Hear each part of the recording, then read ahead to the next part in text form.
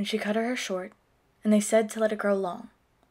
She lost her self-confidence and her hair felt wrong. Her hair wasn't hers. When they told her to not expose, that her stomach should be covered with clothes, her stomach wasn't hers. When they told her teeth weren't white, and teeth strips would make them right, her smile was no longer hers. When they criticized her body and made her feel like a nobody, her body was no longer hers. Because she listened to them. She listened to their judgments and accusations. She let them define her worth. Yes, her body is a part of her, but her body is not all that she is. She is more than bones covered with flesh and skin. But they convinced her otherwise. She lost touch of who she was and who she wanted to be because she listened to them. But why did she not listen to me? She could barely look at herself in the mirror. Her imperfections suddenly became clearer. Every pimple on her nose, every freckle on her cheek, added to the list of flaws she would carefully critique. But she can only see what the mirror can see. But the mirror doesn't see what I see. You see, the mirror isn't as lucky as I. The mirror doesn't see the shimmer in her eye, nor the way her eyes flutter to sleep. I know the pain she has to keep. I know her laugh when she's filled with joy, but her self-image the mirror will destroy, for the mirror only sees her skin.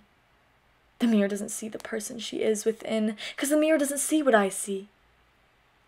And neither does she. But it's not her fault. We grew up in a world that categorizes people. Our brains are so accustomed to thinking we know what's right. We think we know what's beautiful and what's ugly. What's worth it and what's not, isn't that lovely? We think we know what's too skinny and what's too fat. That beauty is something that we can work at. Maybe if I were a little smaller. Maybe if I were a little taller. Maybe if my hair were as light as hers. Maybe if my thighs were as thin as hers. Who said beauty was long legs, thin bod?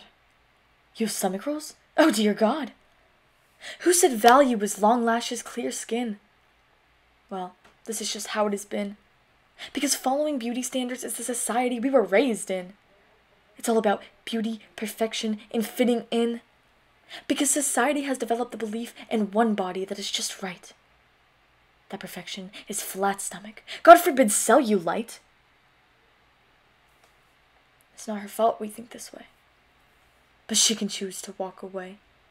And she can choose who she wants to be, no matter how many people disagree. Because her body is hers. Just like your body is yours.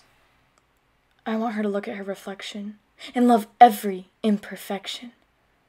Because she deserves her own love, and joy, and happiness, and all of the above. So no more skipping meals because she has a tummy ache.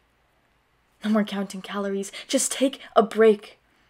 No more guilt after every bite. No more weighing herself every single night. Often we forget what our body does for us.